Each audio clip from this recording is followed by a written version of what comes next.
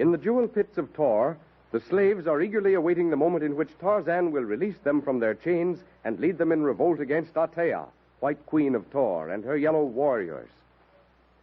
Darno and Uka, following their escape from the Taurian jungle patrol, have been picked up by a Ratorian hunting party and taken to Rator, where Uka's father, the Shan of Rator, is hastily gathering his warriors in preparation for an attack upon his ancient enemy, Atea.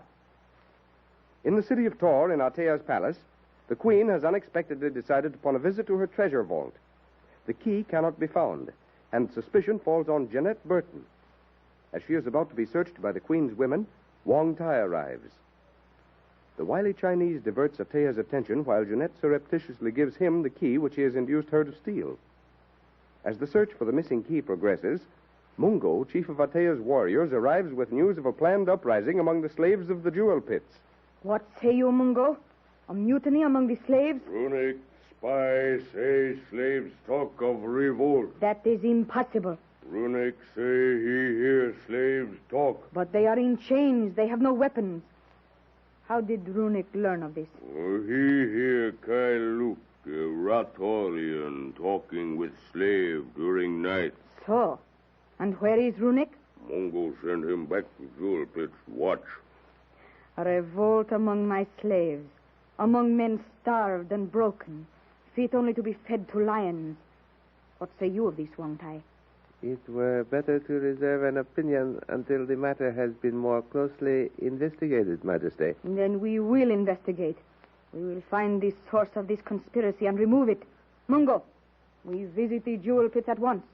See to it.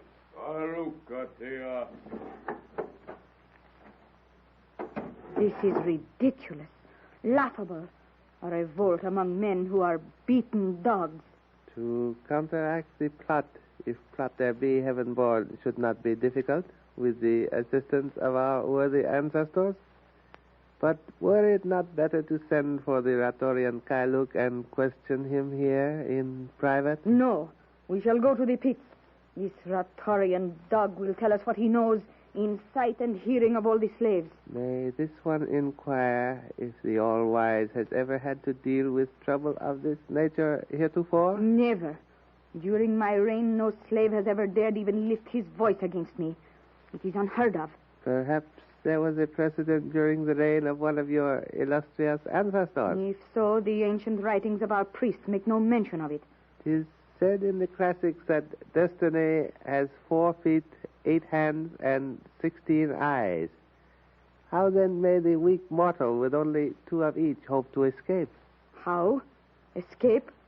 What do you mean? Merely that it is impossible, heaven-born, for one to escape his or her destiny. Destiny has nothing to do with it. If the report be true, we shall soon bring the plans of these cravens to an end, and their originator.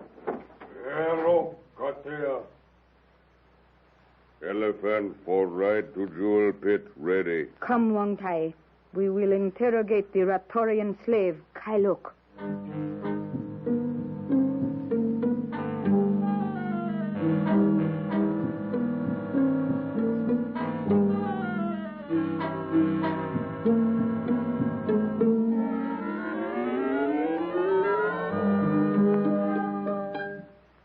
Meanwhile, the distant city of Rator is filled with an atmosphere of eager, feverish excitement. With the continual arrival of small and large bands of elephant-mounted armed Ratorians from outlying districts, the constantly growing camp beyond the city's walls hums like a hive of angry bees.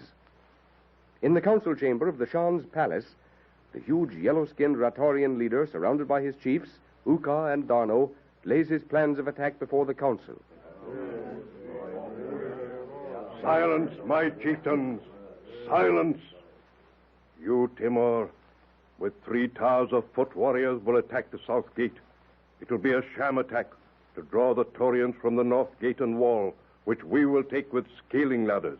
This idea of war against the Taurians, who are far superior to us in numbers, O Shan, is ill-advised. You, Timur, lift a dissenting voice against commands of your Shan? I, chief of Ratota, advise against risking the lives of our warriors for the sake of white strangers, O Shan. I had not thought that Timur, High Chief of Rator, would raise the one negative voice among my chiefs against an attack upon our ancient enemies. It is not the attack upon our enemies or the commands of my Shan that I dispute. What then, Timur?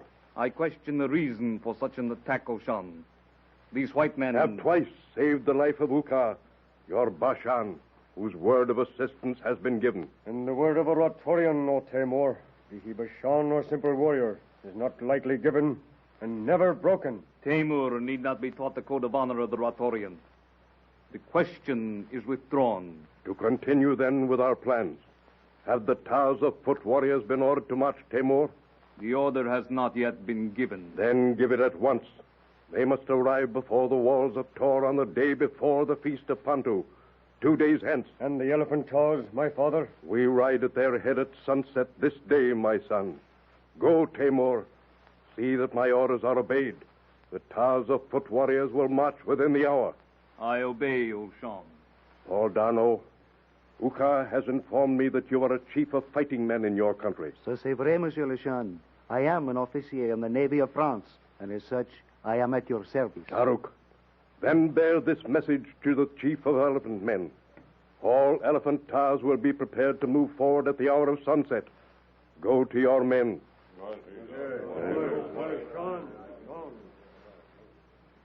Dono hurries from the great audience chamber toward the main staircase at the end of the corridor. At the head of the stairway, he pauses for a moment to gaze out over the city spread below him, its streets crowded with towers of marching Ratorians. About to descend to the palace court, the sound of voices speaking in English comes to him from a windowless casement in the corridor wall at his back. Puzzled, he turns to gaze into a small antechamber on the far side of which a half-open door discloses part of the room beyond. Voices come from this room. Cautiously, the Frenchman steps through the casement, silently crosses the antechamber to stop beside the narrow opening. Every word spoken by the men in the room beyond is now clear and distinct. One voice he recognizes as that of Timur. And your knowledge of the tongue of the Anglos permits us to speak more freely, my Poltar.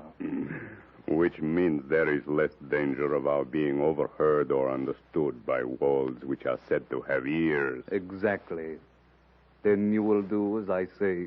I do not like it. Yet if I were to refuse... If you refuse, it is likely that our Shan will learn just how the capture of his son Uka by the Taurians was made possible 3 manuks ago.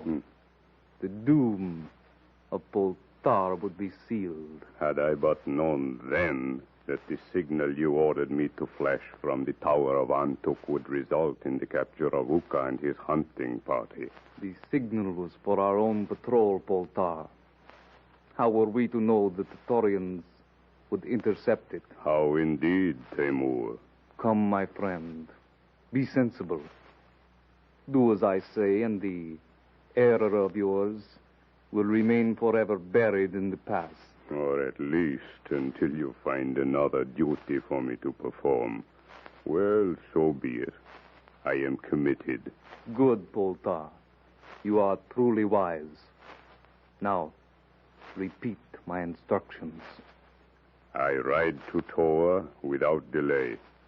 Once in the presence of Atea, I will say, Timur warns that the Shan of Rator, with many tars of foot and elephant warriors, plans to attack you on the day before the feast of Pantu. At the sound of voices, Darno turns quickly toward the casement through which he had entered, only to find escape blocked by a group of Ratorians outside on the landing near the opening. He leaps across the room toward the corridor door. It opens abruptly to admit a giant yellow warrior.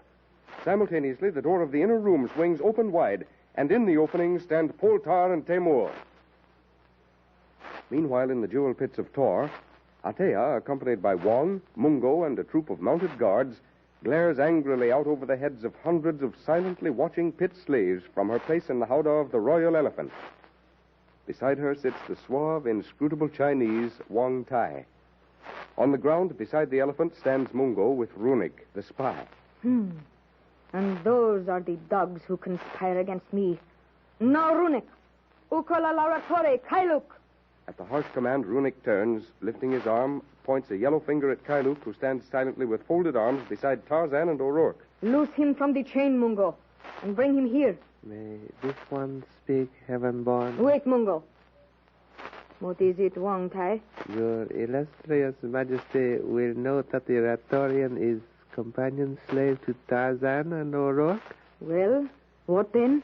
Might that fact not indicate that these two may also know something of this plot, if plot there be? We will soon know. Mungo, loose Tarzan of the Apes, and the red-haired one also. Bring them here with the Ratorian. If majesty permits, this one will descend from the howdah. I should like to be near these men when they are questioned. Do as you like.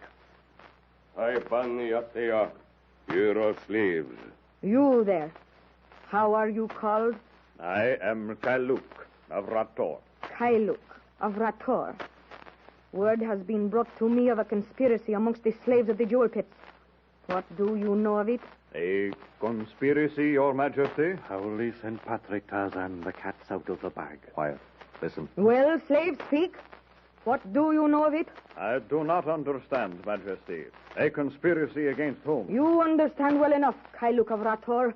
This conspiracy among the slaves. It is said that Kailuk, the Ratorian, is the instigator. I know of no such plot, Majesty. You lie. Mungo, chain him to that stake. Call 2 guards with lashes. Atea knows well, Kailuk of Rator, how to loosen the tongue of men who will not speak.